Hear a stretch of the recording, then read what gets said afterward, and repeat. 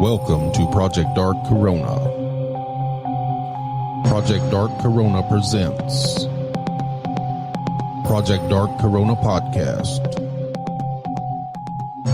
Coming to you live from an underground bunker at an undisclosed location deep within the Appalachian Mountains. Bringing you the strange and unknown with your hosts David and Jason. You're listening to Project Dark Corona Podcast.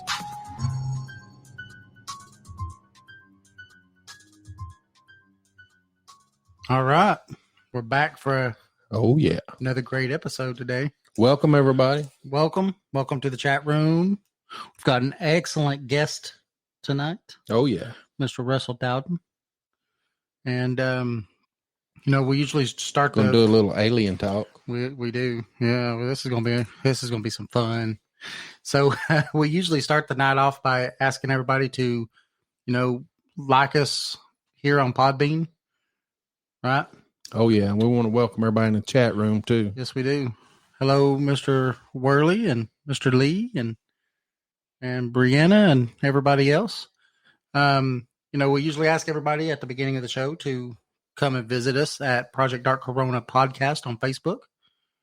Also, come over to our Twitter page, and that's Project Dark Coro, C-O-R-O. And then come over to our website at projectdarkcorona.org. Sign up, become a member. It's free. Doesn't cost nothing. Right, Jason? Free's good. Oh, yeah. We love free. Free's awesome. Once you sign up and become a member, then you can come on and, post up pictures, post up videos, do some blogging. Come join us. Join us. Also, don't forget, we have a patron account on Podbean. If you want to support us in any way, you can do that by signing up to become a patron. And if you don't want to sign up, you can just go to projectdarkcorona.podbean.com and just donate. We love donations. Yeah, we'll take it. Hello, Ruth. Hello, Beth. Everybody's sharing the show. So like David said, we're going to talk to Russell Dowden tonight. But before we do, we're going to get into a little weird news with David. Thank you, Jason. Oh, you're welcome. So UFOs return to California. What do you think about that? Cigar-shaped flying vessels in the night skies spark an alien debate. Hello, Sherry Michaels Perry. Hello. So, unlike people from other countries, citizens of the United States are known for having an obsession with sky watching. As a result, the country has reported a record number of UFO sightings over the years. So now they have a new UFO video apparently captured from Orange County has surfaced online. The mysterious video shows two cigar-shaped flying objects hovering in the night sky in an eerie manner. What do you think? I wonder what makes them eerie. I don't know. Don't know. Oh, yep. We actually posted this up on our Facebook page too. So conspiracy theorists strongly believe that California is a hotbed of UFO activities. And over the years, several UFO sightings have been reported in the state. The recent UFO video was shot on December 23rd, and the flying objects spotted in the skies had illuminating lights on the body. Mm-hmm. The video uploaded on YouTube by the channel named Lufus has apparently convinced conspiracy theorists that they claim that events like these are authentic proof of alien existence on Earth. So, however, skeptics dismissed the alien rumors, and they made it clear that the flying objects that appeared in the skies could be most probably a reflection of objects placed in the interior of the house, These skeptics also claim that the photographer who captured the event was behind window glass, and the reflection of light or objects from the room's interior has resulted in the UFO. That can happen. Sounds legit. It sounds legit. Yeah, too legit to quit. So that's our news for the night. Oh, that was our news? That was our news. It was just some alien news. We're doing alien talk. We'll do some alien news, you know? So what do you think? Do you think that there's a lot of UFOs in California? Well, I mean, I think there's a lot of UFOs everywhere. Not just California. I have to say, I definitely agree with you. 100%. Oh, yeah. So we are going to be talking to Mr. Russell Dowden, right? Yes. We're going to take a quick break. When we take this quick break, and it'll be a quick one. When we take this quick break, we'll be back, and we're going to bring on Mr. Russell Dowden. And so we'll be back here in a minute.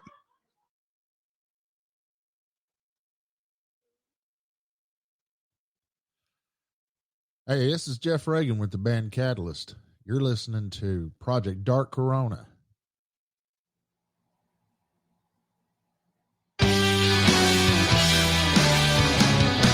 Have you ever thought of using alternative health products, dried herbs, edibles? If so, check out Willow Branch Botanicals. They have a nice selection of nature's products straight from their farm to your family.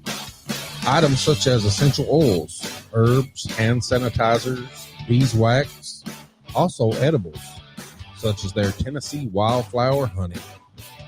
So check out Willow Branch Botanicals at www.willowbranchbotanicals.com. You can also find them on Facebook at Willow Branch Botanicals. Remember, where nature's products are done right.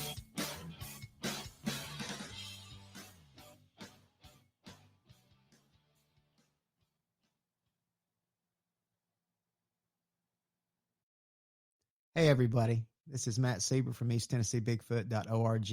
You're listening to David and Jason at Project Dark Corona Radio. Well, I'm way too loud and I'm way too proud, and I've been called a fool a time or two, because I drink and I smoke and I always have a joke about all the hell that I put myself through.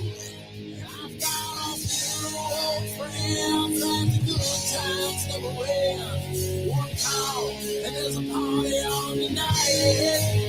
Well, I'm a rambling man, and I do the best I can. You know my mama, she tried to raise me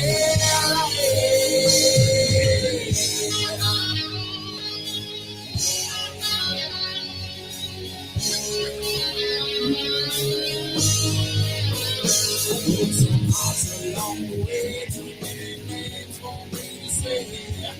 You know I am a man. All right. Yo, right. Come back from that quick break. Quick break. All right. So tonight, we've got a special guest, and he's got a long list of credentials. Yes, he does.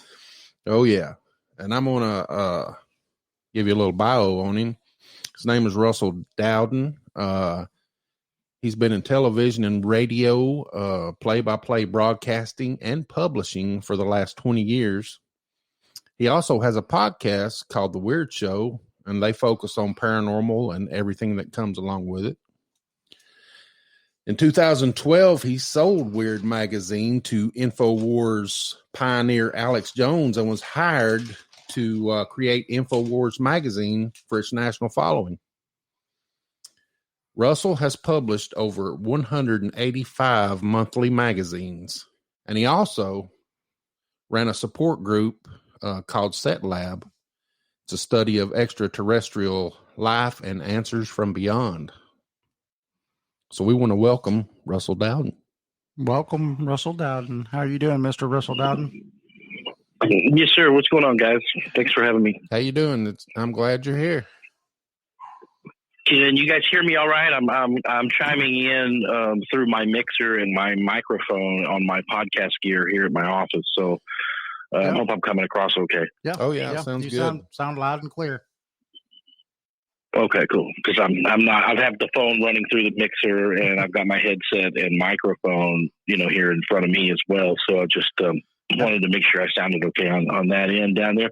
Thanks for the introduction. How long have you guys been doing Project Dark Corona? We started 2012. Yeah, we've just just started it back up in about a year ago. Yeah, we quit for a while due to personal reasons, but we started back up here about a year ago.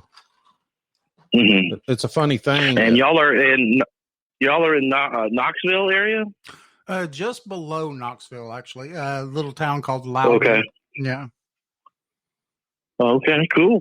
Yeah. Well, I'm calling from Austin, Texas tonight, and happy to be here. Appreciate the invite, guys. Happy New Year. Happy New Year to you. Did you have a good New Year? Yeah. We had a late night the night before last. That's the fun nights right there. Yeah, we did. We had some friends came over. It was a late night and a cold fire lit night in the backyard here in Central Texas. That sounds like fun. I played the old man that night. I sat here at the house. I think I drank 3 beers, and then at 12:01 I went to bed. See, now I should have done that. Well, that's what I should have done. I didn't drink a thing, and I went to bed at 11:30. Wow. Well, I'm surprised you didn't drink nothing. I make you guys look like nuns. Right, I know it. And that isn't even that's not usually us. Normally, it'd be party hardy. Well, it was New Year's and we had some friends over, so we had a late night there. But happy to have had a break and been following some Texas high school football with some other stuff that I do here today. So just kind of enjoying the New Year's weekend. Yeah, that's Texas high school football is a big thing, isn't it?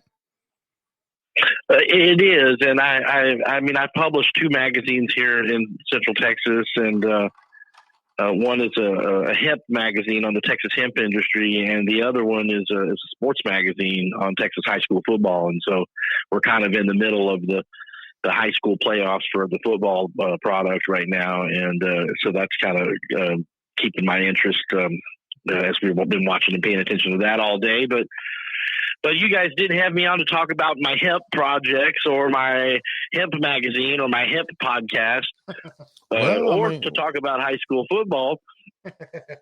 You wanted to talk about all things weird. Yes. Yes, we love weird. Weird aliens. I know. Well, the intro, is I appreciate the intro, on my background, but I did start Weird magazine in Austin many years ago. We actually had a different magazine called the Austin Paratimes, and the Paratimes magazine was kind of a paranormal, parapolitical reader that we put out every other month from March of 2002 to August of 2003, where we did 9 issues of this very archaic paranormal kind of a conspiracy reader. But it was right there around the time that 9/11 had just happened. We were involved in a UFO conference, the 38th annual National UFO Conference. I was one of the coordinators putting that event together when it was scheduled for the 13th, 14th, and 15th of September of 2001 at the Alamo Draft House in Austin, downtown there. And that event was canceled because of 9/11, and all flights were grounded. So we couldn't get all of our speakers in. And I think we had Lauren Coleman, the cryptozoologist. There was a big lineup of people that were coming in from all over the world, really, for that event. And that was Jim Mosley's old conference. I don't know if they even do that one anymore. or even if Jim is around anymore, but that was 20 years ago. And that event that we did, we had a little program booklet that we did, David. So we had a booklet with ads and speakers, and kind of we made this little program for our UFO conference, and then the UFO conference got canceled. Oh no! So we didn't have the cancel. We didn't have the event, but we had the program booklet. So this kind of led to me dabbling in publishing. I was already in advertising and radio, and had been in some television prior to that, and so and I had some radio shows going into that year. A couple of shows I'd produced. And so that kind of led to the publishing stuff with the magazines, and eventually that Austin Para-Times magazine ultimately turned into Weird magazine, and then we did that for about a 10-year period. Okay. Wow. I mean, so you've been busy. Yeah, we did about 101 of those Weirds before I sold that to Alex Jones. And then Alex wasn't interested in really keeping the Weird magazine going. It wasn't his intention to, keep Weird going. It was really just, he knew that he wanted to do an Infowars magazine and get that off the ground. And he knew that, I had already done 100 of them. And so he knew by, hiring me was the right move, because I knew the space well and had been doing it for a long time. So, and Alex and I knew each other from radio, and he's been around the public television thing around town here for years. So we kind of knew each other. Wow. I mean, that's pretty crazy. And how long did you work with Alex? I was only there for less than 2 years. I mean, I ended up starting Rockstar magazine after I worked for him for a little bit doing Infowars, and we got the magazine off the ground, put a really good looking product together, hired a staff of graphic designers. It was fun. It was kind of, I got to go in there and do a couple of shows and be on the programs a couple of times, and there host some shows as well. So it was a great experience, kind of being in the command center there, if you will, of the trenches of the info war. Right. Yeah, he's definitely right in the middle of it. We have some questions that some people already are asking there in the chat room. Mm-hmm. We have Michael Worley that's asking, do we know if or when the government will ever announce that there's aliens? Well, I mean, that's the $64,000 question. Yeah, I guess that's kind of a disclosure question, right? Yeah, that is a good, that's the $64,000 Chuck Woolery question. I mean, it's basically, but I think we're getting there. I think we're getting some of that information out there. You're starting to see Fox News cover U.S. Navy releases video evidence of a 2004 sighting of an unknown craft. I mean, you're starting to see CNN report on this information, and you're seeing the mainstream media cover it more. So it's getting out there. We got in the White House. The landing on the White House lawn, no, we haven't gotten that. But I think with the advent of a new military branch called Space Force, yes, is certainly a step in the right direction. Yes. And Jason's actually got a question about something. Oh, yeah, I was going to ask you, have you heard anything about the bill that supposedly got signed that was along with the COVID about disclosure? No, I haven't heard anything about that. You want to tell me about it? Supposedly, I don't know. I mean, I've seen it on Yahoo News and all that, but not on a good news source. But along with the COVID bill that got signed, there was a disclosure bill that gave the CIA and the FBI 180 days to release classified documents on everything they know about ETs. Yeah, it's supposed to be everything too. They're supposed to declassify it all, and it even goes into detail on what the ETs themselves, their technology.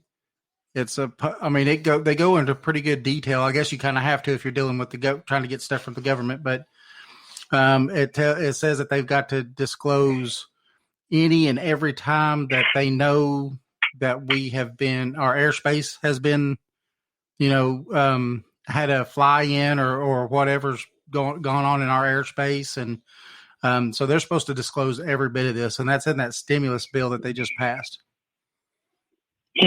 No, I haven't heard anything about that. I got to maybe try to search engine that myself to find out more on that. Usually, they just deep six that kind of thing. They whenever the Kennedy assassination documents were supposed to come up for declassification in 2022 or something, several years ago, maybe it was the other Obama administration, they put it off another 50 years. So they just keep. Typically, that's the move the government does is they'll keep deep sixing things and pushing them to the bottom, and then we don't get a chance to look at them until another generation makes the inquiry. And so, but I haven't heard of anything regarding that, and if that's true or not. But it could also be one of dozens of other stories floating around out there that's fake news. Right. What do you think about, everybody always gives the, what are we waiting for them to land on the White House lawn and all of this other stuff. But, in 1952, they did have 9 objects that flew in and around for almost 20 minutes or something like that over the White House. And it was seen by thousands of people. Mm-hmm. Yeah, that's right. And it was something they couldn't explain away. Blue Book really couldn't. And so, if you really look at it, I think that we've had the proverbial land on the White House lawn. Yeah, well, in July of 52, that was a flyover. I wasn't aware. I always thought, that was interesting and that was something going on with that. But what I had learned after reading William Tompkins' book, Selected by Extraterrestrials, which I recommend your listeners and chat followers, look up William Tompkins, Selected by Extraterrestrials. It's a great book. It's about his life in the top secret world of UFOs, think tanks, and Nordic secretaries. It's a great book there on Amazon. And Michael Sala is actually working on a follow-up to that book. But I became aware, when you start getting into the secret space programs and this stuff, as I've been following in the last 10 years more, as that information gets interesting to follow it. I don't know how much of it's real. I like to follow that information, but I heard that sighting of the July of 1952 Washington, D.C. sighting, I had heard that was a stronghold position by the reptilian alliance with the Nazi breakaway group that was in Antarctica. And after Admiral William J. Byrd went down there in 47 or 8 to, and I don't remember what year it was. It may have been 49 or 50. I don't know, but I know there was a big project High Jump, I think is what the official name was, to go down there to the Antarctic and officially do research. But I believe the tale is, according to Michael Sala, that the Admiral Byrd's group had their asses kicked to them pretty heavy and hard by the Nazi and the reptilian group that was down there. And so one of the moves that was made to show a force of an aggression to the United States, and that after that time was after that the Navy got their butt kicked down there in the Arctic. Admiral Byrd came back with the tail between his legs, essentially, and I mean thousands of men were killed in that assault, allegedly. And the show of force that you saw in July 52 was flying over Washington was actually the reptilian Nazi group saying, "Hey, don't F with us down here. Stay out of our business, or we'll our next flyover won't be just in a squadron of 9 craft. It'll be, we'll attack." Basically, it was a show of force, Right. and so that's what I had heard was the 1952 sighting, and so that's what as I look at more in that Admiral Byrd story and high jump and all of that, it makes you wonder if that's really what that was about. But it does stand to reason that if the Nazis did break away and went to Antarctica and set up a base down there, because it is historical fact that Nazis did have craft after the war. This was all documented through Project Paperclip and others from post-World War II. So we know that they had that technology, but I think that flyover was probably a show of aggression by the German breakaway civilization. Okay. Yeah. I mean, I'd heard about the breakaway civilization, and I heard that not only, from like from Antarctica point, but also maybe the USO or the submerged, underwater submerged objects could possibly be that same breakaway. Would that? Well, some of those ET groups down there, there's a number of them. I believe that some of that craft can go underwater. Who knows? The story is when you get into reading, some of the books there on, Dr. Michael Solo's work over at exopolitics.org. You can find a lot of great information through him, and I think that. When you start looking into that old stuff, the stories are that those guys are, some of the craft can go underwater, and there's probably multiple civilizations inside the planet. Okay. Yeah, and what do you think about, we went to the moon, right? I know there's a lot of people who say that they don't believe we did, but we'll just say we went to the moon. Mm-hmm. Why did we stop going? Do you know? What do you? Well, if you read this William Thompson's Selected by Extraterrestrials, he was told by his naval handlers that to get the information out, basically tell the story. And late in the book, that book's at home. I'm at my office, but I wish I could flip through it right now, because I would flip to the back. There's a great illustration of the Apollo 11 astronauts inside the crater, on the moon, and on the horizon of the crater in this illustration in the back of the book. Supposedly the astronauts went to a separate channel on their audio comms, and they basically, switched channels from a public channel to a secure channel, where they said, "My God, we're being watched and observed." And on the ridge line of the crater, kilometers up in the horizon, giant vessels were perched over the crater, looking down at them, and there was beings outside of the craft looking down at them, and so. It was, they were giant ships. And so that's what allegedly Armstrong and Aldrin claimed that they bore witness to. And so, and essentially, it's like they were allowed to be there, but then maybe that was kind of a showing of aggression, they felt like. And so that the projects there that they wanted to do with regards to the moon, quickly ceased after a few trips. They were obviously not welcome there. And then there's all the rumors floating around about how the Nazis and the reptilian group that infiltrated that influenced Hitler, likely, went over there and made a base. That's what, when you start getting into the work of Corey Good, and if you follow those guys, that they are, they're supposedly Lunar Observation Command. It's, I don't know how much of that's real or not, but those are what's out there. And when you research this stuff, you find that there is a timeline and a story of what happened and what has been going on, transpiring with regards to the moon. And so some of that stories are that the Nazis went up there and built a base with the ETs that were in line with them and gave them the technology.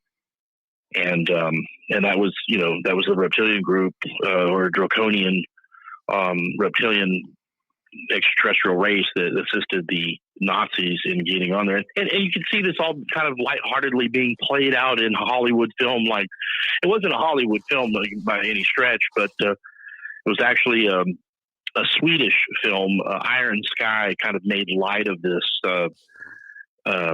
German offshoot. But there were no reptilians in that film.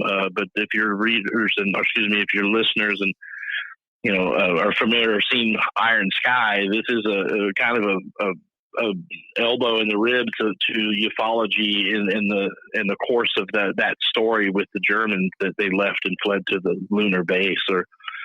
And so you saw that kind of played out in that very comedic Iron Sky film in 2012. I haven't watched that one. I did hear though, and have heard about the Nazis and having the base on the moon possibly and stuff. I have heard that, that, and I've also heard about Neil Armstrong and them when they were there, that they switched to another channel and had back talk with NASA about what they were actually seeing at the time and stuff like that. Mm-hmm. Yeah. Yeah, and so it begs the question, because here's the thing I've always said about the moon. I mean, if we were allowed to be at the moon, do you not think that the American ingenuity and all its prowess and all of its contribution to the world 50 years ago, if we were on the moon, do you not think there would be a Hilton on the moon and a resort lunar base by now? I mean, 50 years since then, if we were really allowed to be in the moon, if there wasn't an extraterrestrial presence saying, hey, you're not welcome here, then certainly the human race led by the Americans would have a lunar resort over there. I mean, 50 years since then, and we haven't been over. There's not so much a parking lot there that we are aware of. So maybe there really is a lunar base, and maybe there really is a Hilton at the Lunar Observation Command, and maybe there is inside caverns that go deep into the lunar surface where there are a group of extraterrestrials mixed in with militarized base and secret space programs operating. But they made that deal separate. That was not to be public. And the space program that we became aware of, as far as the Apollo missions post Mercury, and that program, those programs were killed, and the secret programs began. Yeah, that's probably what I think. That's probably what happened. Is the secret, the non-public, construction projects began, and maybe who knows, maybe the Nazis were there long before the Americans. Right. It's all speculation, but I think it's possible that, everything went dark, black projects, prior to Apollo, but during the Mercury missions. Right. Right. And, do you think that, at some point, and you and I have talked about this a little bit, before off air and stuff, but that we have already had a space program of our own. Again, a black project space program that's off the books, that we actually have traversed space and are in contact with other races and stuff like that. Well, yeah, that's what I'm saying. Is you go back to 60, there were guys like Gus Grissom, and some of the astronauts during the Mercury program were not. These guys were test pilots. They flew the best aircraft in the world, putting out by Lockheed Martin and McDonnell Douglas. These guys were flying the top the top military flight planes in the planet. And so when those guys got to the Mercury program and started to, learn about their plans for space, I think some of them really felt like the way they were getting there was a joke. And some of those guys, I think, knew about other deeper projects that were going on, maybe crash retrievals, maybe things that they found in the post-Roswell era of, once you got to the atomic age, I think there were things that were probably transferred and from other ETs. And, so I think those astronauts, some of those guys knew that there were other technologies available. And, getting into the space race was an eventuality for getting into the Cold War there in the traditional sense with rockets. But, that's what I'm saying. There was a program, one was public and one wasn't.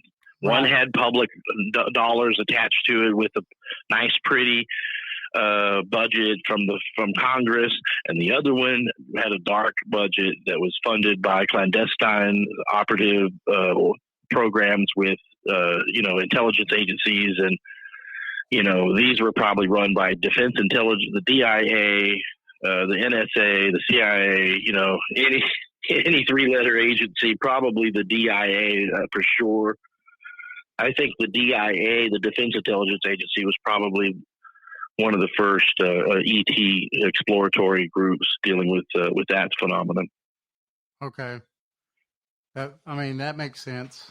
But yeah, there's because nowadays it's leaking out of things about Solar Warden, and you hear about different Dark Fleet, and there's different things out there. But it begs the question, that we probably have had some projects going on out there for some time. I believe it. I believe that it's 2021. I mean, it sounds like Buck Rogers. There is a Buck Rogers going on out there. It's just the rest of us don't know about it. Right. Yeah. To me, it makes sense. I think when Reagan announced his Star Wars program, I think that's just pretty much announcing that it was already there. Well, and mm-hmm. Go ahead, Jason. You go ahead.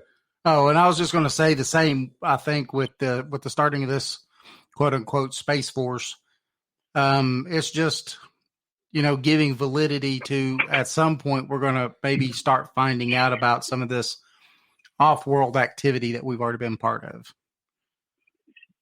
Yeah, that's the stuff that's out there. That's really the scary topics are, the things that the people that are in this space don't want you to talk about are, is the extraterrestrial slave trade. The people that have been taken off planet to go work in mines on Saturn, moons of Saturn, Mars. Some people are taken off planet as food. There's some really sinister, dark parts of the stories that go with the secret space program that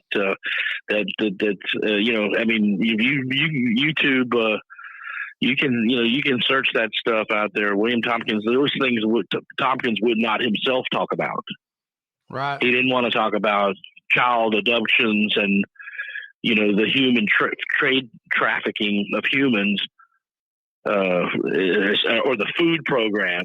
The human food programs, these things I hear, those are some weird things that people don't want those stories out. If that's true, I don't know. But the fact that he was said to tell it all, and then even refrained from some of that in his own book was, he didn't even want to touch on some of that because it was so disturbing. We've got some people asking on the in the chat room here about your thoughts on the I guess they said the tall whites, so I guess they're talking about the Nordics. Mm-hmm. There's I've hosted Weird Radio since 2004. I've been in the paranormal talk space since 1999. I interviewed Charles Hall in 2005. Charles Hall has written an interesting book. I have that book at home. I forget the name of it, but he had a book that he had written about his experiences in a military base there in Arizona, Nevada, Area 49, Area 50. I don't know wherever it was he was stationed, but he was stationed. And Charles Hall's excellent book talks about his experiences as a radio operator in Western United States, where he began having experiences with a tall race of white Nordics in the late 50s. And so that's a continuous story that's out there. That there's a Nordic race, and then that's a similar race who is in the William Tompkins book, which I keep referring back to as I'm reading. I've read maybe 2/3 of it myself, and that's again selected by extraterrestrials. My life in the top secret world of UFOs, think tanks, and Nordic secretaries.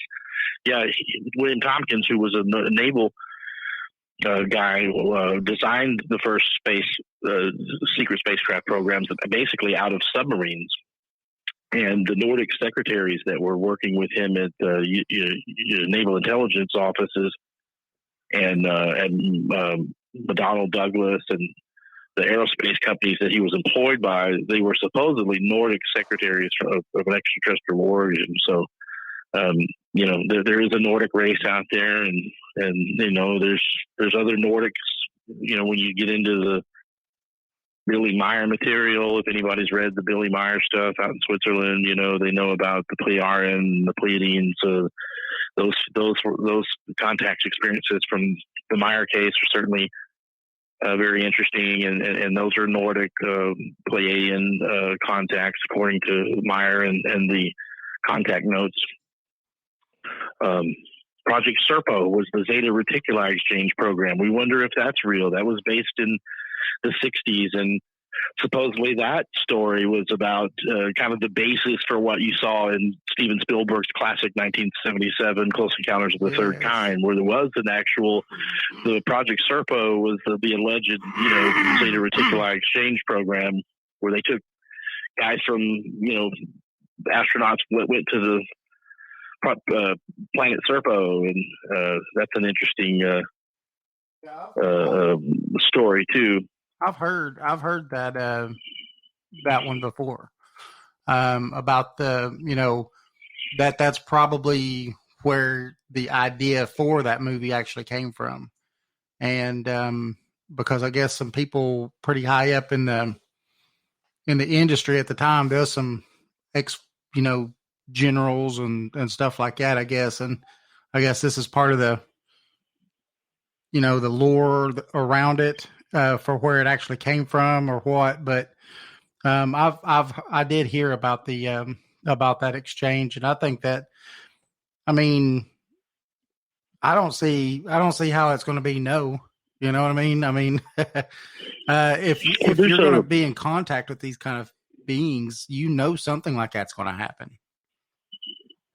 Well, there's a transcript called the Reagan briefing transcript, and the transcript of the President Ronald Reagan briefing by then CIA Director William Casey was discovered in the 80s. It was a top secret meeting that supposedly happened between March 6th or through the 8th of 1981. But Director Casey supposedly and allegedly provided Reagan information about an exchange program, and Reagan had questions about it, and it was later answered in a briefing session. But we don't have the transcripts of the session, according to some of the things I've read. And but Reagan did believe in his belief in UFOs and often spoke about this stuff. And he had such high regard for Steven Spielberg from time to time, even inviting Spielberg to the White House to watch the E.T. the Extraterrestrial. Reagan spoke about UFOs tons of times, often in the United Nations or anytime he had an address. But I think that it's interesting in Reagan's memoirs, and one of his books, he speaks of that's documented in his autobiography that he wrote, that he learned of a spacecraft that takes up to 300 people up into space at a time, and they go out on a crew. And Wow. so, I mean, that's in Reagan's memoirs that's available. So there's talk of Project Serpo, the Blue Avians. There's Ben Rich from Skunk Works and Lockheed Martin's Advanced Development Program has been on the record in the early 90s of saying that we already have the means to travel to the stars. We have we have the ability to take ET home, was something to that effect. Is what Ben Rich had said, and again, he was the ex-president for Skunk Works at Lockheed Martin. So, this stuff has come out and it's out there, and people just have to dig. I've been down this wormhole, guys, since the early 90s, and it's a fun topic, but it gets nutty sometimes. But I found a way to be interested in this stuff and still be successful as an entrepreneur.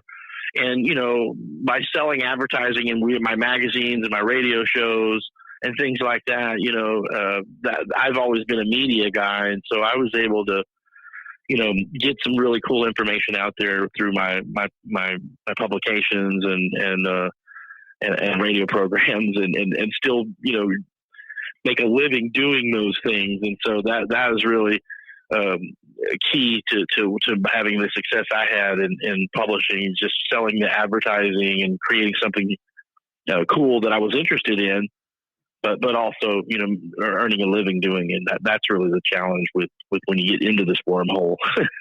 Yeah. That's what me and David are trying to do. We're trying to quit our day jobs. Well, don't quit your day jobs unless you're selling lots of ad revenue on your show or that kind of thing. I mean, that's the kind of that's what I did. I was in that space. I was in marketing and advertising and radio, and those were the space that I was already in doing those things, and so it wasn't hard for me to take the young guy doing those paranormal radio shows and doing radio and publishing, working for newspapers. I was just able to kind of take my interest in all those weird things that I was so fascinated in 20 years ago and turn them into, a business. And so that was really, good, fortunate for me that I was able to do that. And I'm still in the publishing business. I still publish 2 different magazines to this day. I still have I still have a sports magazine, and I publish a kind of a hemp magazine here in Texas as well now. So just finding your niche is really the key. Oh yeah. So, you was talking about presidents before, reporting UFOs and stuff. Well, I know in 1977, there was a Congressional Research Service. They was tasked by the Science and Technology Committee to undertake a major investigation of extraterrestrial intelligence. It was done under the request from President Jimmy Carter, and the investigation, it turned up that they were at least 2 to 6 highly technical developed civilizations inside our own galaxy. And that's an official finding from the United States government. Have you heard anything about that? No, but I'm aware that, Carter had sightings as a governor of Georgia, and often was interested in finding out what he could about that subject. I think he, like Clinton, was turned down access to some of that information. Yeah. But no, I wasn't familiar with that. But, when you go back to the early days of NASA, they did a study in 1960-61 called the Brookings Institute. It's a famous military think tank. They did a report called the Proposed Study on the implications of peaceful space activities for human affairs. It's so long-winded, they just call it the Brookings Institute report. But in 1961, and you go and you look up this, guys, the Brookings report, or again, the proposed study of peaceful space activities for human affairs, 1961, precursor for NASA. They talk about what disclosure would mean for humanity, how it might affect our economics, how it might affect our religious cultures, on religion and faith and all of this. So you read that, there's several chapters in it that deal with how humanity might not could face this fact, at least not back in 60. Right. You see, Jim Mars used to tell me as many times he was on my shows that, Russell, they're giving us the metered release of information. It comes out little by little. And so now here we are in 2021. There's a new Space Force that Trump created. We've had,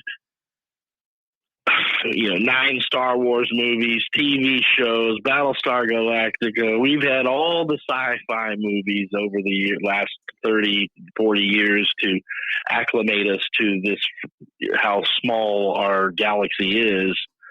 And so I think, when you look at the Brookings Institute report in 1960, it probably made sense that we would, that was only 28 years after the Orson Welles broadcast that people panicked and fled the streets when they thought it was, Orson was doing a radio show. Yeah. It was a radio drama that was portrayed as a real event on Halloween night in 1938. But in 1960, when the Brookings Institute's report came out, it was still, that was still pretty, they were concerned about that. But now we've had intelligence operations and psyop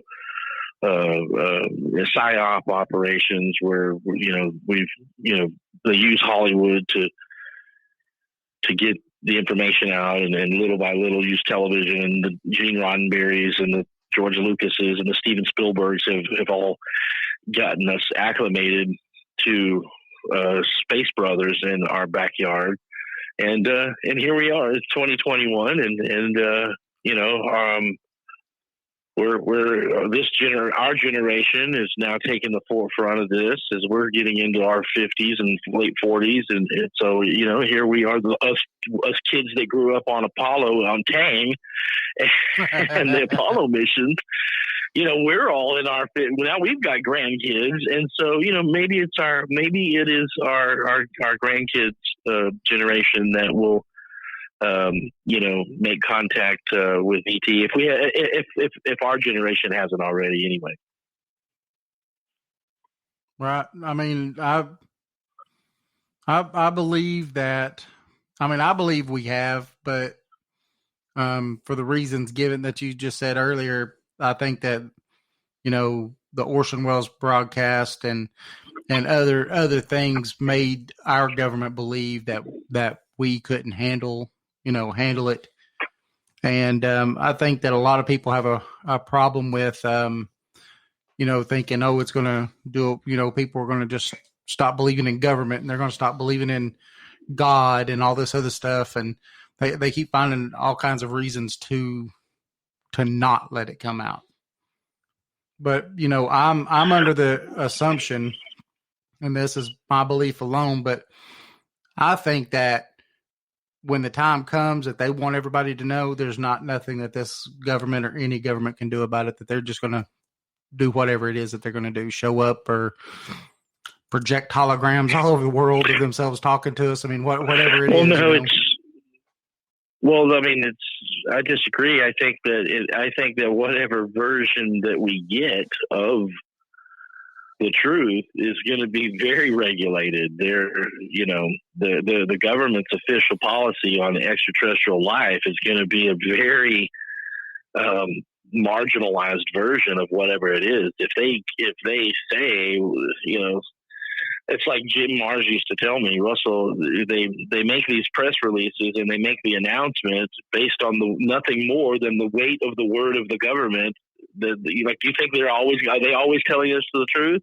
Oh, no. Are they telling us the truth about the coronavirus? Are they telling us? Did they ever tell us the truth about 9/11 or Kennedy's assassination? Right. I mean, there's always going to be questions there, and so whenever they release anything on the disclosure movement, it's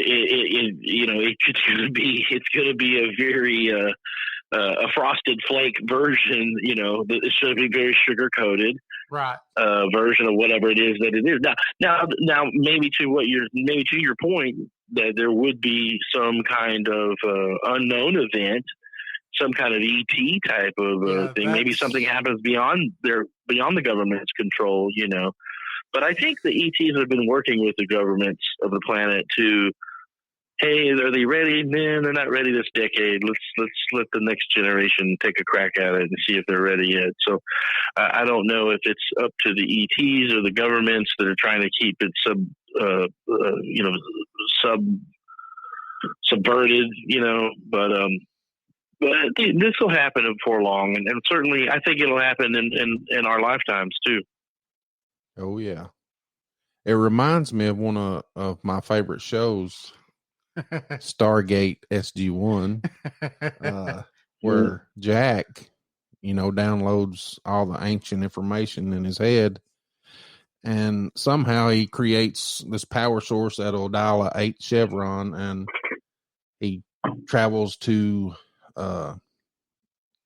Atlantis. No, the seed ship. Thor. Oh, what was the name of it? Asgard. And these aliens, they're little grays. I remember Thor's Thor. a little gray. Yeah. And he says he didn't know if we were ready yet. Yeah, it just reminds me of that somehow. I thought I'd throw that in there. Yeah. Well, I mean, we'll be ready when we're ready for it. I think it'll happen eventually. I think that obviously there's some move in getting us in that direction with this move to get a new space force. I think that's certainly a sign to get things going in the right direction by having the release of a space force. So that's certainly a good move. Right. Positive direction. Yeah. I mean, I think, over time they have slowly tried to release information with the movies and, and all these other little industries and stuff. Try to get us acclimated to the fact that, what if, or thinking at least about what if it ever did happen, But then you also have movies like Independence Day that make you think, otherwise too. Well, I think there's only like 2 or 3 reasons that aliens are visiting us. It's either observing, conquering, or maybe there's got to be at least 3. Helping us in one way or another, maybe. Well, they're here. They've been here. How about they've been here longer than we've been here? Yeah. Oh yeah. Yeah. But I mean, how about there's underground extraterrestrials living in the planet, and all over the place? How about the version of history that we've been taught, guys, is not the right. It's not the exact the reality of things. I mean, they're. Do you think the pyramids are 6,000 years old, or do you think they're 75,000 years old? Well, so what cultures built these monuments to their gods? Who do you think built this stuff? We're not building these things. We've never built these things in the last 6,000 years. These things are already sitting here. So, I mean, you get into the whole ancient alien stuff. I think that's this current version of humanity is just the most recent version of it, and so the chances that the likelihood there's ETs all over the planet is inside, underneath it, underwater. There's different ones for I think there's ETs all over, but we're just the surface dwellers on the top. We're just, there's a whole nother world inside this planet that we don't know about. Well, and on that topic, I've studied, a lot of stuff, and Native American stuff is something that I've always studied really tightly. And you have the Hopi Indians and stuff that believed, at the end of the last age, before the Great Deluge come, the ant people come out of the ground, took their people into the ground for a time. They, it's just for a while. And then when it was ready for them to come back up, they brought them back. And so, I mean, you've got a lot of native cultures that believe in these beings that live, under the ground or in Earth itself. Well, yeah, I mean, the Anasazi in the Four Corners region of New Mexico, and southern Colorado, the Anasazi, that actually meant, from those on which heaven came, or something to that effect. That's what that meant into that language of that native tongue.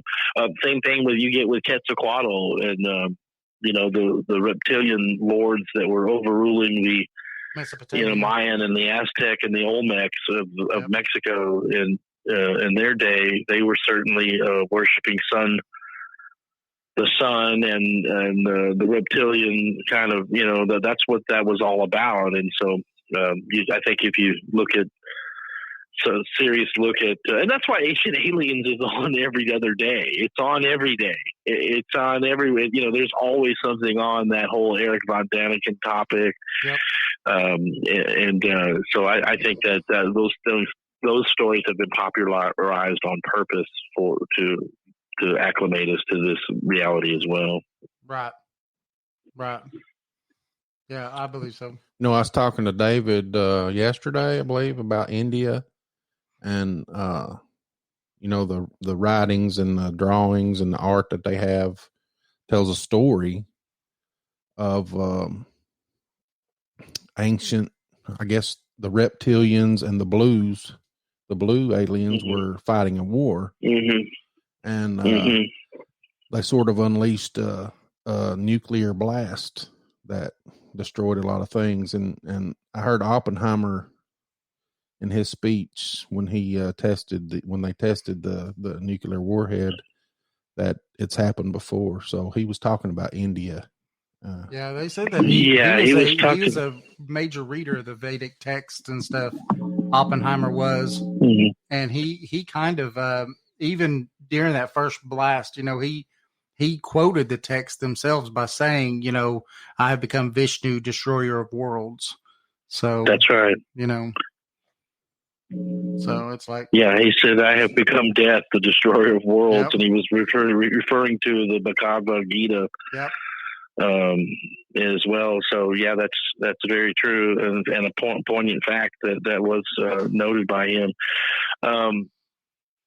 But and I've heard, I don't know that I believe everything I hear. Right. And that's the whole thing about all of this. You just can't believe everything you hear, but you have to take some of it with a grain of salt, and you have to. That's why I always had fun doing this. What you guys do, I loved having the guests on. Bud Tompkins or Stanton Friedman was on all the time. I had a lot of these guys are passing away now. The old guys, that I've interviewed over the years on my shows. But I hosted Weird Radio for 8 years, and we did Weird Magazine and we hosted Weird Radio, and so our guests were people on secret space programs to alien abduction to UFO Roswell stuff. I mean, it was that to Native American spiritualism to Nazi occultism. I had all this kind of stuff on over the years, and so it's hard to you. That's why you just. I think it's great talk radio to have the paranormal. It's so prevalent nowadays. You've got ghost hunters on TV, ancient aliens. I mean, there's there's these types of shows are everywhere now, and so it was a lot of fun doing that. And I'm going to start doing some more paranormal radio here probably this year as well myself, because I just miss it, and it's fun to talk about all this stuff. But you have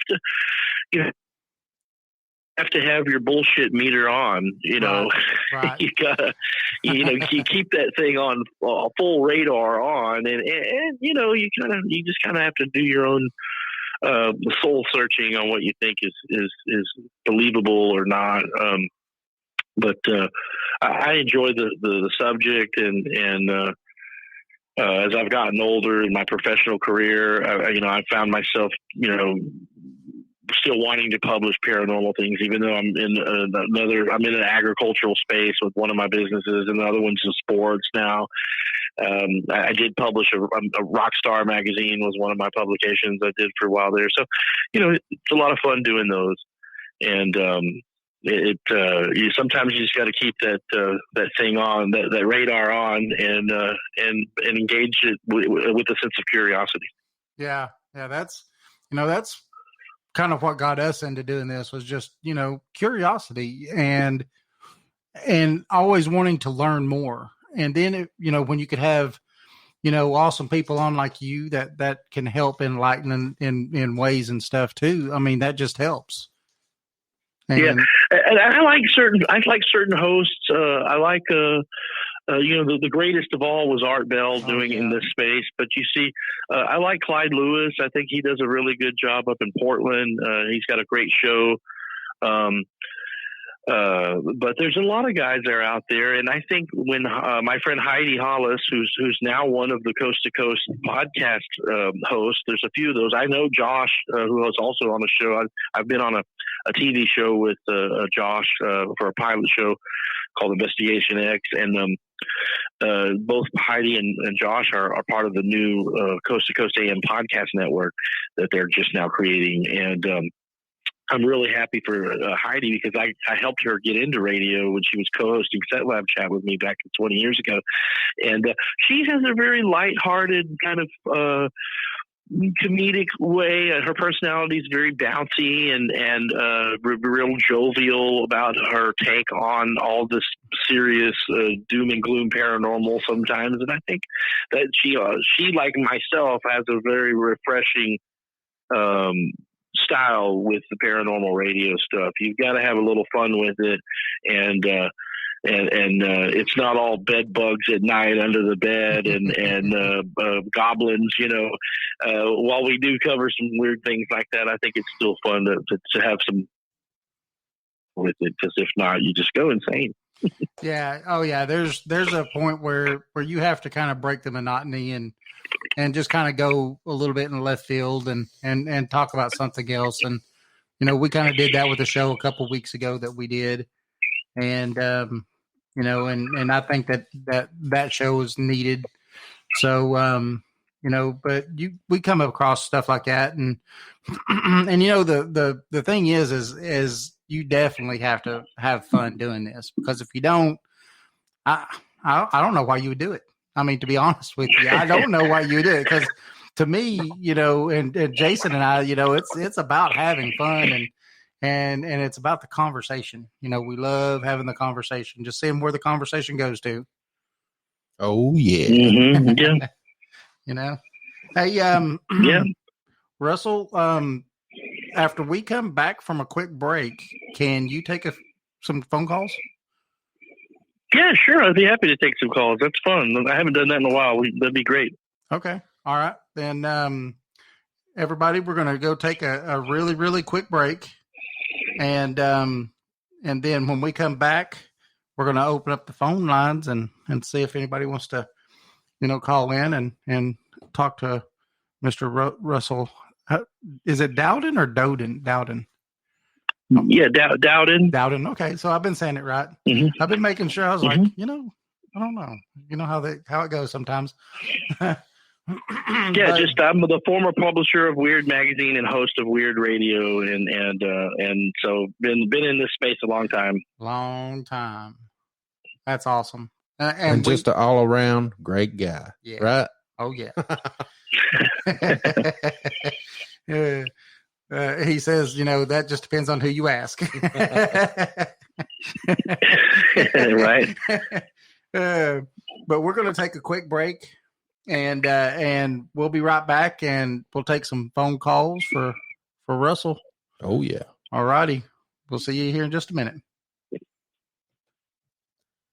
Hey, everybody. This is Matt Sieber. I'm stuck in a bunker with David and Jason. Project Dark Corona.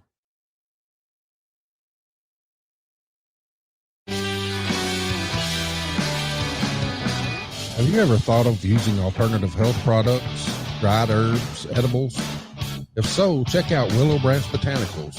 They have a nice selection of nature's products straight from their farm to your family.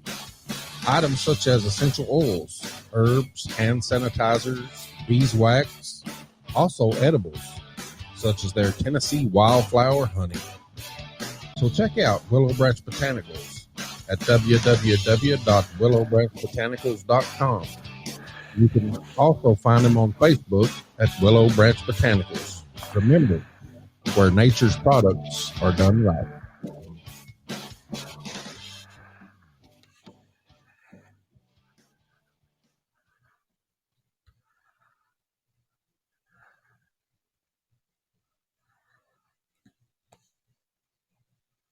Hey, this is Jeff Reagan with the band Catalyst. You're listening to Project Dark Corona.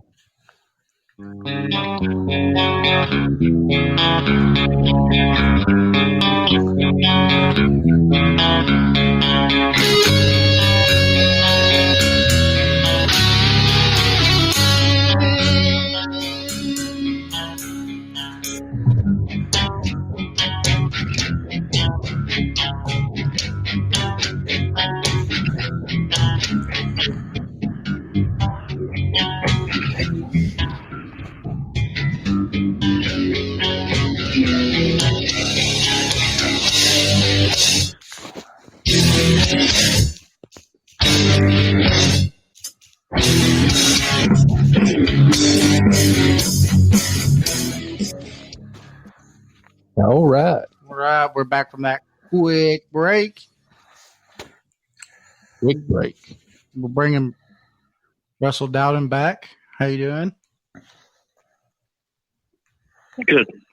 Awesome. Hey, we've already got a caller already. Can you believe that? All right. We went to break and got a caller. Hey, Jeff, how you doing? Yeah, what's the number to call in? Well, on the app, all they have to do is hit the little call-in feature button, and it automatically does a VoIP call.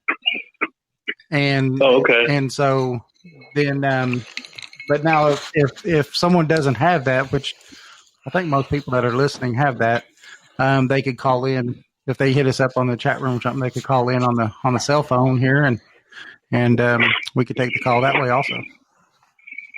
So, you want to give that call in number there, guys? What was that, Russell? Yeah, you just might want to tell your listeners the call-in number. Yep. Well, the call-in number is 865-773-8316. That's if you want to call in on the landline. Otherwise, if you're in the app, you just hit the call button on the app there, and it'll VoIP right in. All right, Jeff. You have something? Hey, I'm just doing my usual, calling in, let you all know that it's a great show, great guest, Russell. I'm glad you're on the show. I think we have a little bit of past mutual relation here. I happen to be really good friends with and sitting in the room with an ex-colleague of yours, someone you may know very well. Well, who's that? Hey, Alex, would you want to talk on the phone over? No, I'm okay. I don't think Russell really wants to talk to me today. I think he's really wanting to work on his show today. And so, hey, Russell, how you doing? It's good to talk to you. It's been a long time.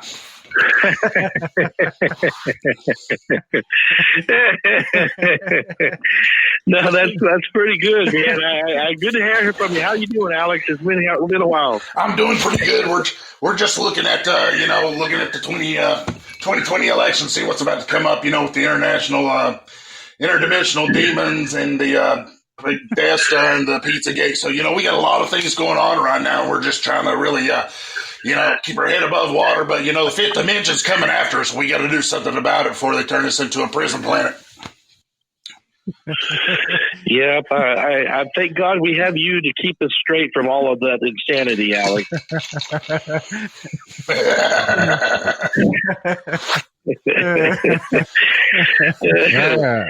Yeah, that's better than mine. That's better than my version of Alex. I got to tell you, that's pretty good.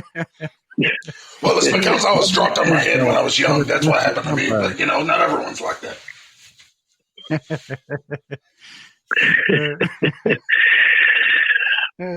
All right, guys, I'll let you get back to it. Hey, Jeff, do you want to get on the phone with him?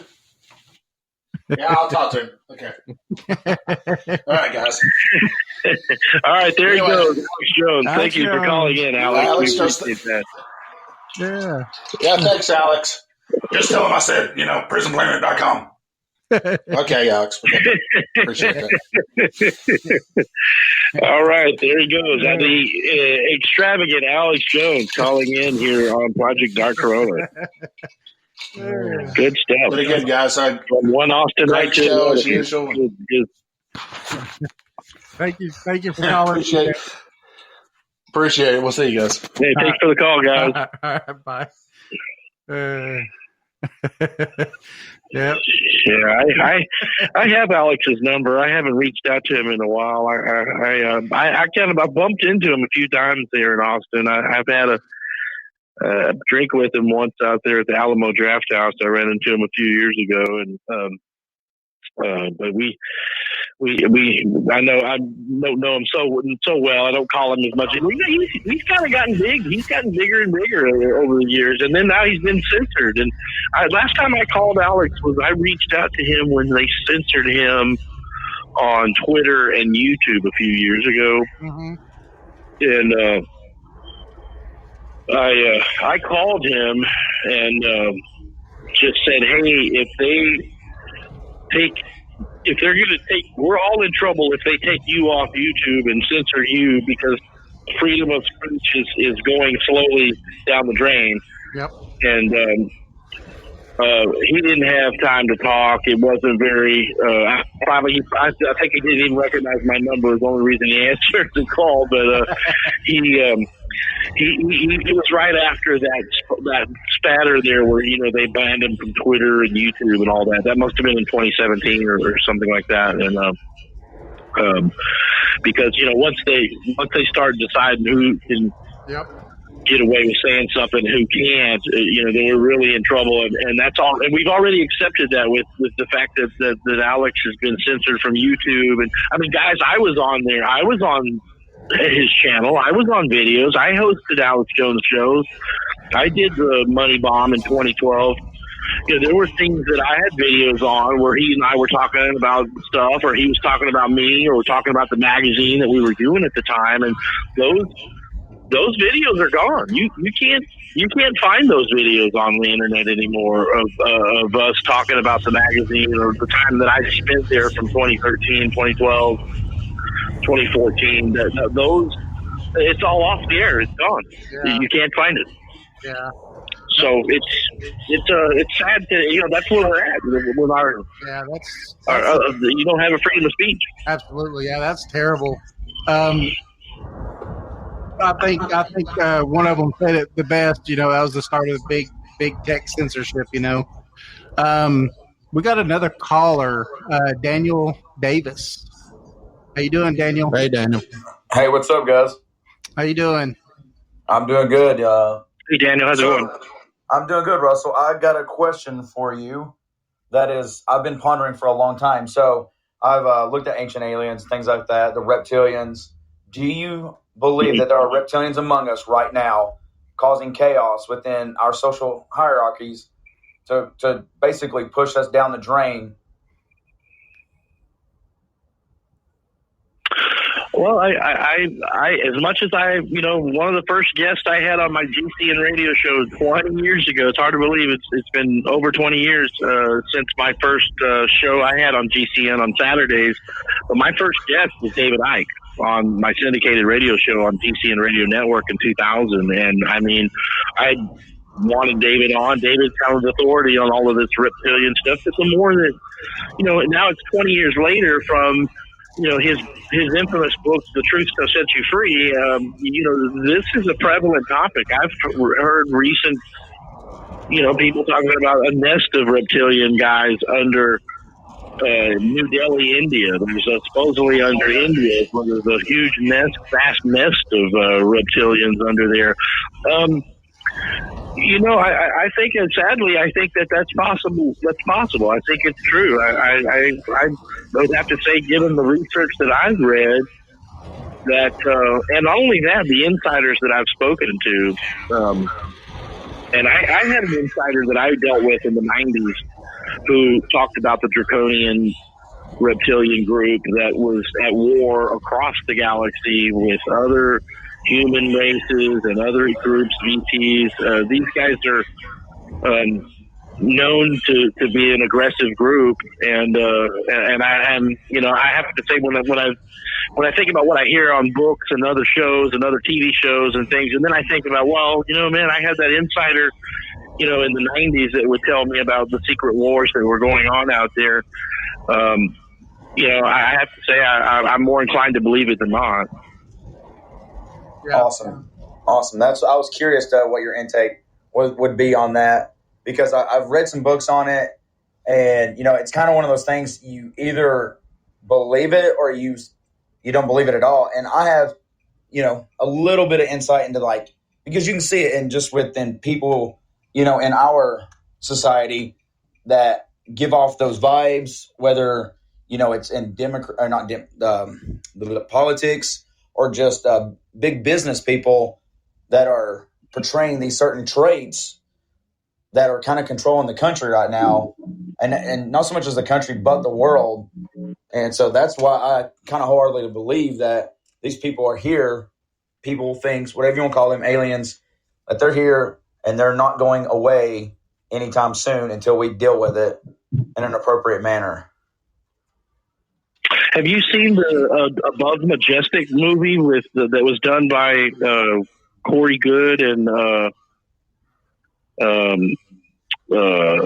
David Wilcock? I don't know if you've seen that, but that's the cover of the DVD. It's also available on Hulu and on Amazon Prime. But Above Majestic is the movie, and it deals with some of this history of reptilian in culture. And it goes back into some of the Vatican actually. They have these giant hats that the Vatican guys wear. They're covering up these conehead ET race that was at the center of the Roman Catholic Empire as it grew. And so I just was wondering if any of you have ever seen Above Majestic, because it does touch on the reptilian race, and it's a documentary that came out in 2018. Yeah, I have not, but I'd like to check it out. I think I've seen it. And then, this last week I also watched the new one that just come out called Phenomenon. I haven't seen that. Yeah, it's fantastic.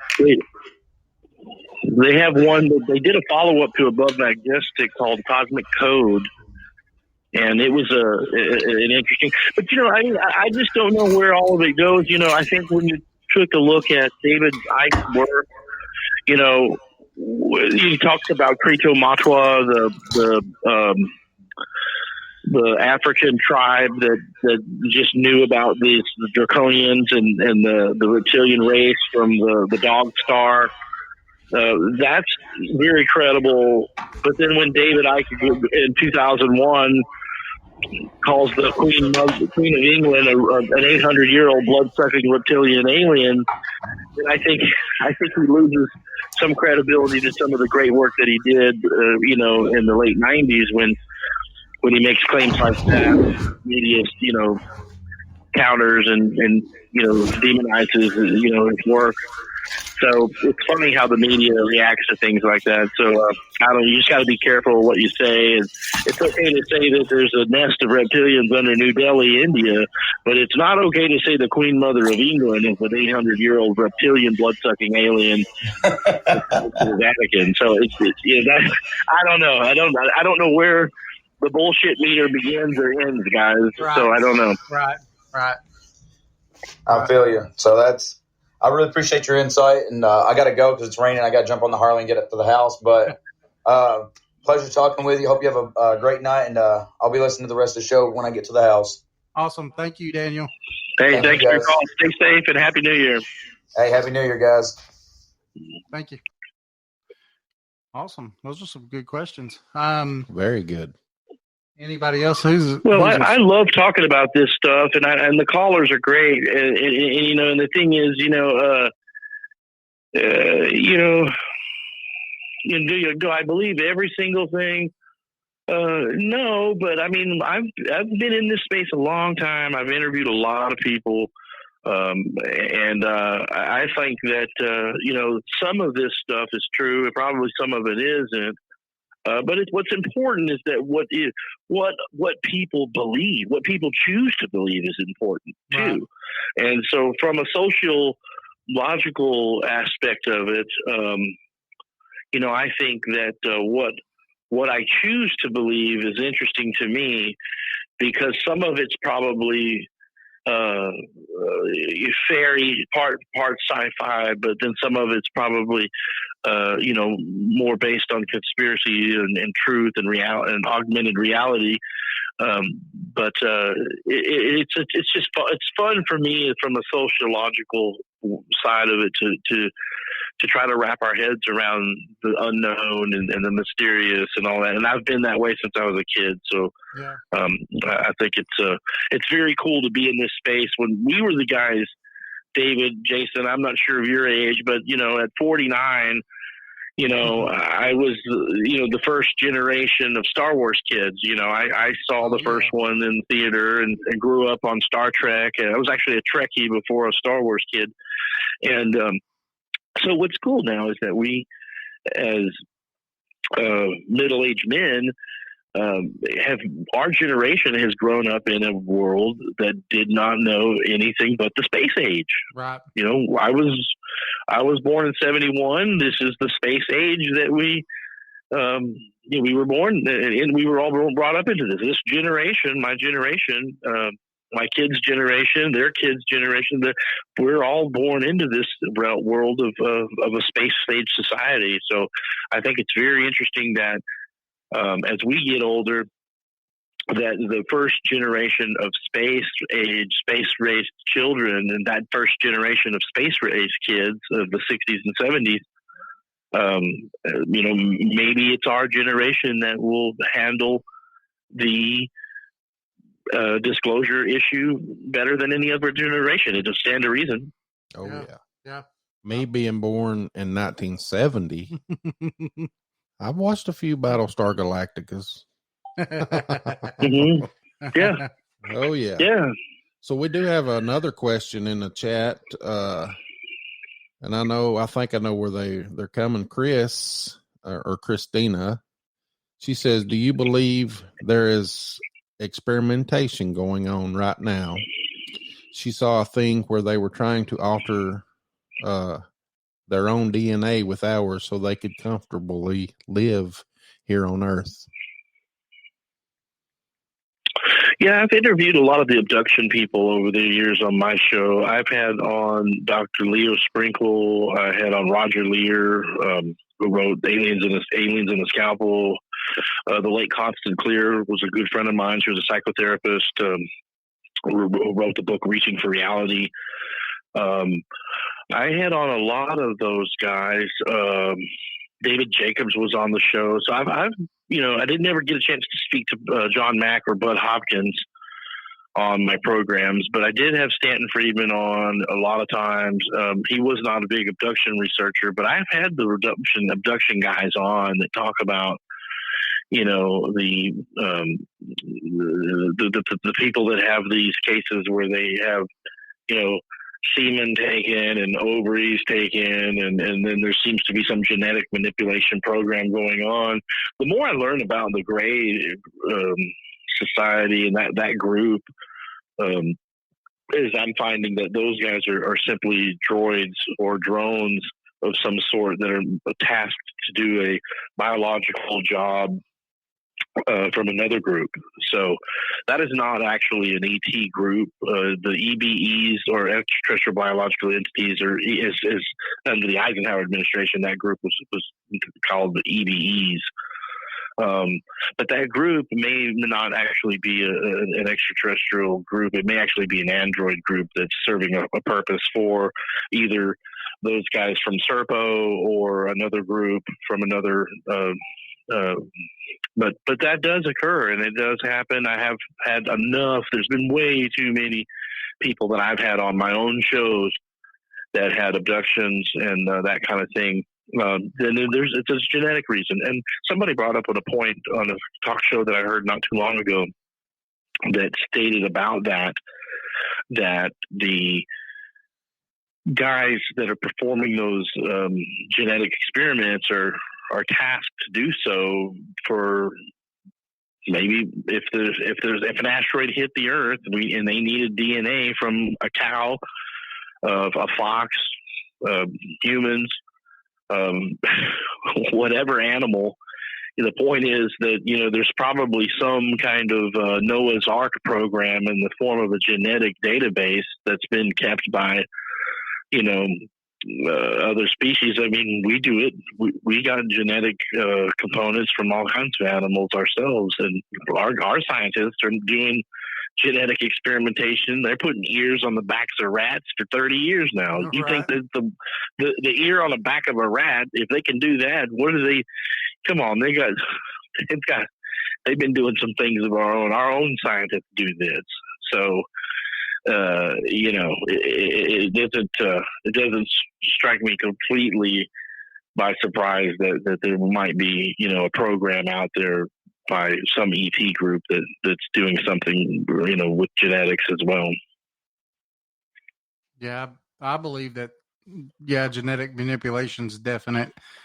I actually saw something just the other day when you was talking about, you believe that we are probably even doing it. Where I don't remember exactly how they found out, but they found out that the Chinese are experimenting on their people, trying to make, I wouldn't say just super soldiers, but it's a more hardy people, I guess. They're supposed to, where they can, survive elements better and all kinds of stuff. And there was a whole article on it, and it was actually pretty neat article, but supposedly, whoever it was that leaked the information, was actually found out by the Chinese and actually killed for it. Yeah. Yeah. I've heard that the Chinese have a, superhuman program that, that stuff's, it's going on all sides of government. If they had a TV show called The $7 Million Man in 1975, it stands to reason they were experimenting with that after Project Paperclip in, 1950. Right. Yeah. Let us not forget the Germans were great experimenters of their own people and Yes. Jewish people. I mean, they did a lot of atrocity things in that war, and all those guys came over and worked for us. Yep. And so Paperclip was both good and bad. I think it definitely was a double-edged sword kind of thing. We have another caller. It's Mr. Lee. How you doing, Lee? Pretty good. I'm going to steal Matt's question. I thought it was a good question earlier in the chat, but he didn't want to call in, so I gave him fair warning. I'm stealing it. It's a possible. Maybe it's a genetic manipulation, or maybe it's interdimensional, or maybe it's alien. His question was, what do you think Bigfoot's connection is with all this? Yeah, Bigfoot. Bigfoot could be. There's some interesting books that I have out there. Let's see. There's one I have called the Sasquatch and the Sasquatch something. I've got to find that book. It's in my library at home, but there's books and research out there about UFO sightings, and the little gray guys have been seen in the presence of Bigfoot. I have also heard that they could be, an ET thing. It's funny because I have a tattoo of Bigfoot on my inside right. My right arm, guys, is a tattoo montage of UFOs, Loch Ness Monster, Stonehenge, a little gray alien. I got the Chupacabra, the Bigfoot. All of those guys are on my right arm. Awesome. And that's awesome. That's Jeff's next tattoo session. Jeff and David and all of them will go. Maybe get Jason too. I don't know. Yeah, I don't know. Well, but to answer your question, I do think there's some paranormal aspect to them, because they continue to avoid not all the cameras. I mean, there's more cameras than ever, and so we are capturing family groups of Bigfoot. I went through a Bigfoot phase a while back, maybe a year or two ago, and I was on there looking up all kind of Bigfoot videos. There's some really, really good ones out there where you can see these guys with their family, and so I think they could be even an older race of beings from Earth. I mean, they don't have to be ETs. So, my dad, one time my dad said that he believed that Bigfoot was Cain's descendants. Yeah. Yep. Cain and Abel. Cain, my father kind of went off a biblical verse of this, and he just said, well, didn't they make Cain cursed to walk the earth? Is that the Bible story that Cain killed his brother Abel, and then he was forced as a curse to walk the earth? Yeah. Anyway, my dad, and I don't know if he was joking or not, but he always said, no, Bigfoot is the tribe of Cain. Well, what do you mean, Dad? He said, no. Cain was forced to walk the earth, and that was his curse, and those are his people, the Bigfoot. Yeah. That's what Jeff, so I don't know. Says on there. He says, yes, Cain cursed to walk the earth and was hairy. Yeah, that's what my dad says. Yeah. So, I mean, maybe Dad's right, and they're not ETs at all. They're the generation of Cain. We have the Merovingian dynasty. Is the belief that the Christ bloodline moved into Eastern Europe, Western Europe, and France, and all of that. So maybe the Cain dynasty is forced to walk the earth, as Dad has claimed. That's what Bigfoot is, according to my pops. I got one more follow-up question, and then I'll get off here and just listen to you. I appreciate you coming on. The question's about Atlantis. Do you think possibly they were alien, or do you think they were from Earth, and then they actually went to another planet or something? Atlantis? Yes. If the Atlanteans were aliens, or if they actually were from Earth and then they left and went to another planet or something. Mm-hmm. Yeah, I like that. Some of the ideas that I've heard about, I like the Pleiadian version of that. So there's a great book called Pleiadian Mission by Randolph Winters. Love that book. That was like my go-to book for stuff, because it kind of had all of the answers for everything from a Pleiadian's perspective, from the Billy Meyer contact notes. So I don't know if you can get your hands on the Pleiadian Mission by Randolph Winters. It was written in 1995.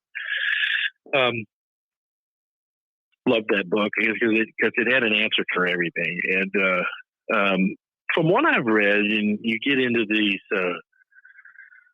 Barbara Marciniak, Barbara Handclough, you get into these channeling things, and you hear about Edgar Cayce as well. And there's substantial amount of data, especially with our institute in Virginia, with the Association of Research Enlightenment there with Edgar Cayce, the Sleeping Prophet. From what we understand, from what I've read on Jess Stern's books and Edgar Cayce books, and when I think about the things I've read about Billy Meyer and these channeling people, there's a kind of a plethora of a storyline of Atlantis and Lemuria, and the people was Atlant, and Atlantis was the city of which they were from, and so when you get back into pre-Greek civilization, and you go back to the Greek gods and all of this, and I think it's even Homer and some of the early literature greats of our civilization talk about Atlantis, and so I think there's some truth to that. But the story is that it was Lemuria and Atlantis were two highly evolved civilizations, and that they two brothers of that civilization began to war with one another. One wanted kind of more of a control freak over the people and the planet, and the other wanted more democracy. But from what I understand, that a piece of a planet, or the story is that a piece of a planet was asteroid belt, where somebody got a big meteor and hurled it at the Earth, and that's what destroyed Atlantis. And many people got off the Earth before that hit. And the technology, some of the technology from Atlantis was escaped. They escaped Earth and went into the solar system to other planets. But I don't know how far back that goes, 100,000 years, 200,000 years. I don't know. There's a number for it, 175,000 years. That stuff is debatable on when exactly that was. But the research that's done on that is very interesting. And when you think about all the crazy things people give a hard time to the Billy Meyer case, I think it's one of the most amazing cases in ufology is the contact notes that the one-armed Swiss farmer, and his contacts with ETs. But what's more interesting than just the contacts that he's had with these ETs, it's the stories that the ETs relate to him about the contact notes. So that's what's so amazing about the Billy Meyer story, because it touches on things that Edgar Cayce got into, and tapping into that universal consciousness. And so when you start cross-referencing all of that, it makes a really good case for what the general information that we do know about Lemuria and Atlantis, and that those civilizations did once exist many years ago. So that's kind of just to answer it. I don't know if that answers the question or not, but it certainly gets me taking my take on some of what I've read on Atlantis. Yeah, I believe. I don't know. I'm kind of split, but I do believe that when we see iconography of the guy holding the purse throughout, even here in the Americas, all overseas, and on ancient tablets and everything like that. I think that what the scholars and what people are saying, I think it is true. I think it stands for knowledge and knowledge given, because what I believe is there was a race of people before the Great Deluge. That was however old however long they've been here, that were very technologically advanced.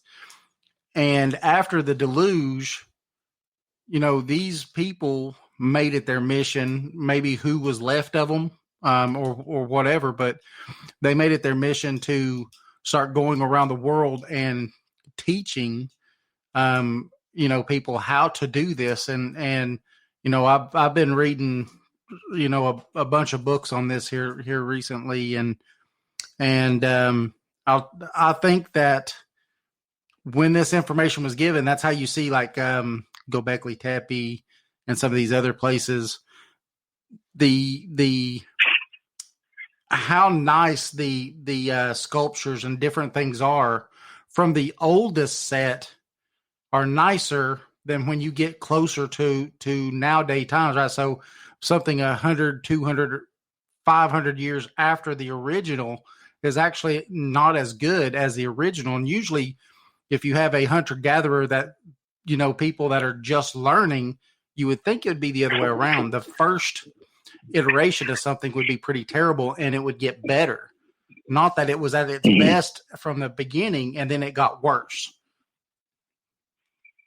So I think that to me, you know, does show that there was, you know, another race here, you know, call them, you know, that they were from Lemuria, whatever. But I think there is, like you were saying, there is some proof that there was other civilizations here. Yeah, and then it's even in the biblical tales, you know, there's talk about they did have preachings in the early text about the pre-existence or a time before. This is often, you know, you talk about what biblical book is it where the fallen angels came down in the war in heaven? Nephilim. Talking about the Nephilim? Enoch. The book of Enoch? Yeah, maybe it is the book of Enoch, but yeah, it's you know, dealing with this escalating war in the heavens, and then you know, I know the Mormon doctrine also adopts something very similar from, you know, the book of Enoch, and there's war with the heavens, and then, you know, and it has to do with being cast down to the earth from heaven, and the angels. So, you know, it begs the question: is that dealing with this confrontation between the two brothers that is out there with the Atlantis theory? This also goes. It's also there with the Sumerian stuff too, as well. Yeah, Matt in the chat room says that Revelations also mentions wars in heaven. Do we have anybody else that wants to call? We've got, looks like 12 minutes before our 2 hours is up. Can you believe, Russell, how fast 2 hours goes by? Just blink your eyes. Well, I can, because I can believe it, because it does go by fast when you do these, and so it does come and go. But I'm up for one more question, maybe too, as well. If anybody wants to call in or pop in there on the chat room.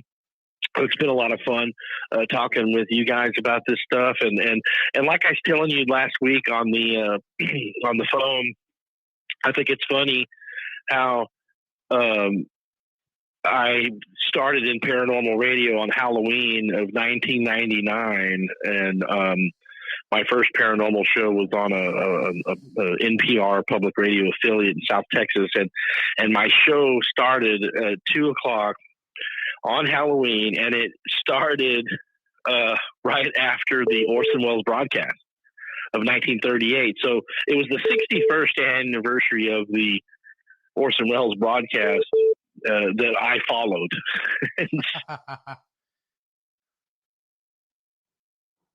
At the time, who else to follow than Orson Welles? You know, on a Sunday afternoon in 1999, or Saturday afternoon, as what my show was back in those days. So I thought that was always kind of a good omen for me to getting into paranormal talk. It's a lot of fun. We got someone that actually called in on the phone here. It's Roost. Roost in the chat room. What's up, Roost? Yep. You have a question? Yeah. No question. Just wanted to call in and be like, hey guys, you guys are so awesome, and I love hearing your show. My second time calling in. I do think that, you know, aliens are among us, and I think they do like warfare, and maybe some of the wars that have been caused or is being caused is by aliens, just that way they can watch a TV show, But it's all fun and games to them, and and we get our feelings hurt and start fighting each other over a bunch of BS. But some people like to watch a show, and I just wanted to call in and say thanks, guys, and you guys are super smart, and I'm not big into research, so all the research you can put on this show, that's awesome, and saves me a lot of time on doing all the research myself. Yeah. We always want to say, though, it is good to, not believe everything unless you can look it up sometimes. Yeah. Yeah. This is just our views, and probably it's just Russell's views too.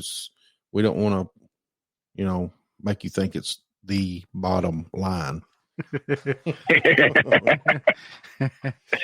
I got my own views. Do you? And oh yeah. Well, you have to tell us. Well, as far as the whole, World War III, that's gonna happen, and it might be more civil than World War, but we got foreign countries playing a role in this whole new warfare, and maybe the aliens are hiding out in like China. I mean, they got so many billions of people there, and a lot of them are pretty short. So maybe aliens are like really short. So maybe hey, you're onto something there. Maybe that's what's going on. I think the human race is all has enough troubles. I mean, you could argue that the ETs have messed with our DNA and genetics. So back in time, and back in the early development of the civilization, and then that caused us to be so warmonger like. But we are a warring species. Whether ETs had anything to do with it or not, I think that man is man, and it's in our nature, and but there's still wars out there. There's a warring race of aliens out there that's been out there for hundreds of thousands of years, and the Draconians, and they're constantly wreaking havoc on other worlds, as I've been told. So if that's true, as the saying goes, as so below, so above, so below. So maybe you're right. Maybe we're both wrong. Who knows? Yep. Well, thanks, guys. I'm going to take off here. Awesome. Thank you, Roost, for calling in. Yep. Thanks, Roost. Happy New Year. Happy New Year's, guys. We got two more callers waiting on the line. We're going to take Matt first. Matt called in first. How you doing, Matt? Hey, Matt, you there? Matt? Hello, Matt? Matt's making a drink. I think I heard ice. Yes, I did hear ice and a sip or two. he's refilling the whiskey in his glass right there. Okay. Maybe we can come back to him. Let's take Jeff. Take Jeff first, and then we'll come back to Matt. All right. Oh, that is Jeff. Yeah. Me and Alex is having a couple more drinks tonight. No, but in all the alien talk and the Bigfoot talk and stuff, we've had several shows where I've called in where, whether it was about aliens or Bigfoot or simulation theory or everything else. And I always have this same point that I make in all this, that every single thing, whenever it comes to this, is connected. It's, those of us, the conspiratorially minded, it's the board on the wall with all the thumbtacks tied together with the red string. This connects to that. Bigfoot connects to aliens. When in reality, our own reality on this dimension may possibly just be, the realm that eternal souls play their games in. We may be in the midst of a simulation that is a game.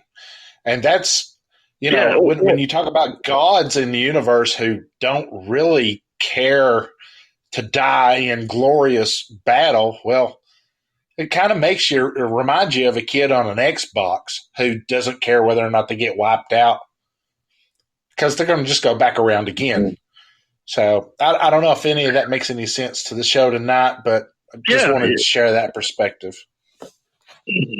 Yeah, I agree. I think, and I think that there's so much we don't know, and perhaps, maybe our souls are a multi-functioning experience and multi-functioning in multiple realities. Maybe we've got a piece of our soul in this planet, in this world at this time, and then we're in another time or another world in another lifetime. I do believe in reincarnation. That just works for me in my spirituality. I think that reincarnation is real, and I think that a Western version of that, and kind of an Edgar Casey look at it, that's more my take on it. I think it's probably something along the lines of what Edgar Casey had in mind. Not so sure about the transmigration of souls where we come back as a cow or a horse or a deer, but I think we do facilitate into the human form and maybe other forms as well. Who knows? But I do think that reincarnation is a thing out there, and who knows how we're all kind of processing this as we traverse the galaxy and time and dealing with all of these things. It's fascinating to think about all of them. But again, thanks for taking my call, guys. Great guest tonight. Thanks for answering all our questions. And Jason and Dave, once again, thanks for hosting a wonderful show. Thanks for putting this on for all of us. Awesome. Thank you, Jay, for calling in. Thank you. All right. Got something planned. So, Matt? Well, thanks, guys. It's been fun. It's been a great show. I've been hanging out with David and Jason here, Project Dark Corona. This is Russell Dowden with Weird Magazine and The Weird Show. You're listening to Project Dark Corona. Awesome. Keep your eyes to the sky. Awesome. That was good. Thank you, Russell, for coming on and doing this show with us. We really appreciate it. Yeah, thanks. Yeah, thanks, guys. Appreciate it. Check out my website, theweirdshow.tv. That's where we post some articles, and occasionally we might do a podcast from there. And we'll start doing more this year as well as we get Sonny and I get our old show go back going with The Weird Show. So awesome. Take a look at that. And thanks for having me on, man. A lot of fun taking the calls and the chats. And if you guys need anything else down the year, man, give me a call, David, Jason. It's been fun. All right. Awesome. Thank you very much. Thank you, man. All right. Happy New Year, guys. Right, Happy New Year. Bye. All right. Take care. Oh, well, that was Russell Dowden, everybody. And I also want to remind everybody, willowbranchbotanicals.com. You go in. When you're checking out, if you put in Dark Corona, you get 15% off. 15%? Yeah, 15% off. You could go ahead and get another thing or two. Oh, yeah. Awesome. Jason? Remember, we do have a patron account. If you'd like to donate or become a patron, you can do that with our patron account. And if you just want to donate, you can go to projectdarkcorona.podbean.com and donate anything you like. And next week's show, the 2-hour show, will be Saturday again at 8 p.m. Eastern time, and we're going to have another guest on. Yes, we're going to have let me look at our events so I get this right. Yes, you better get it right. We are going to have we're going to be talking about spirit guides and angels with Lori Hines. Lori Hines. She is a paranormal author. So I think she has 4 books out. And yep, Lee Price says it, Lori Hines. And I think it's going to be a very great show.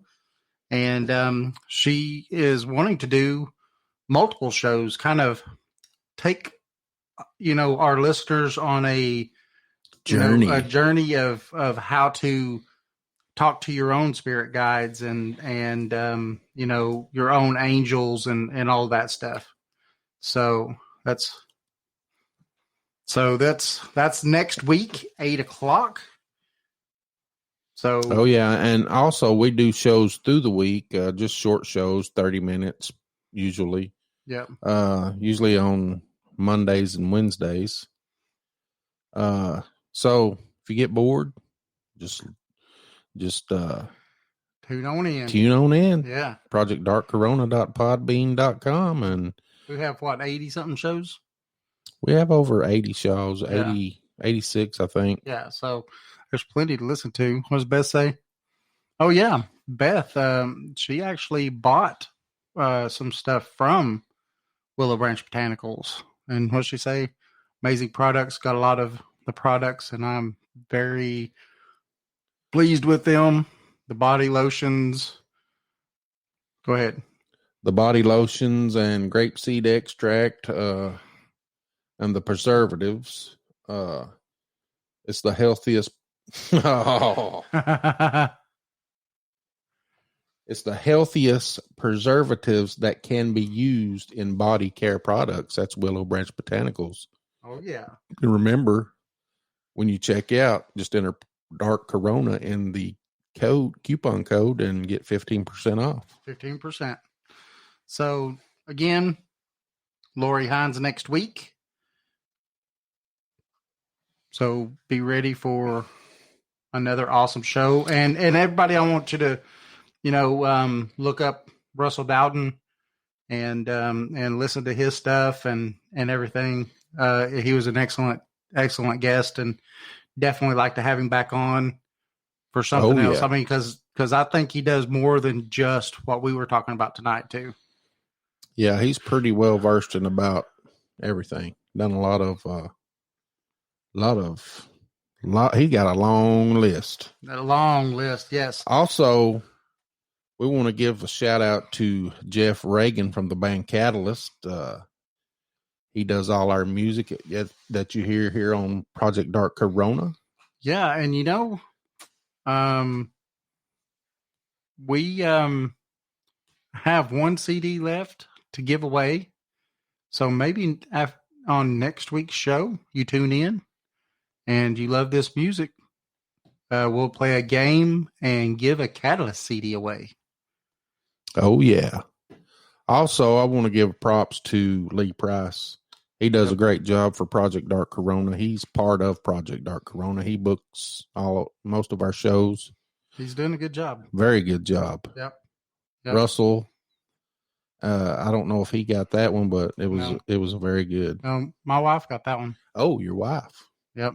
Well, thank you, Michelle. Yep. And Mike's in the house too. Mr. Worley, how you doing? Thank you for showing up and participating tonight. That's also part of Catalyst. Oh yeah, Mike Worley. Yeah. Yeah.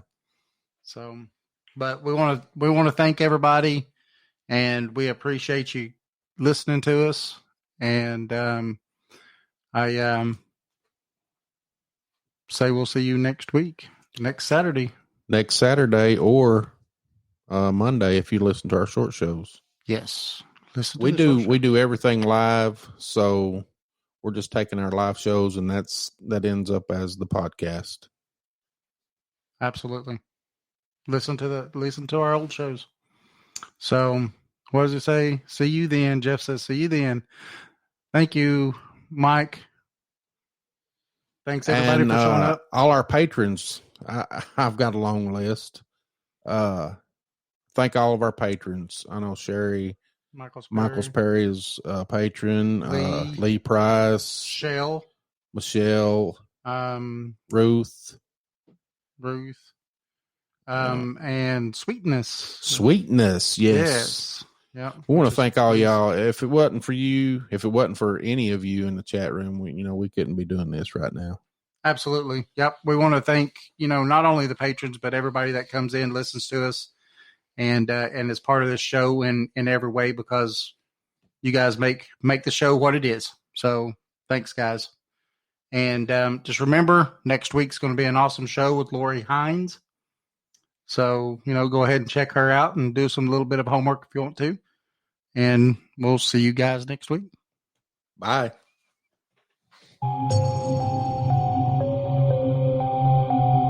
Welcome to Project Dark Corona. Project Dark Corona presents Project Dark Corona Podcast. Coming to you live from an underground bunker at an undisclosed location deep within the Appalachian Mountains, bringing you the strange and unknown with your hosts David and Jason. You're listening to Project Dark Corona Podcast.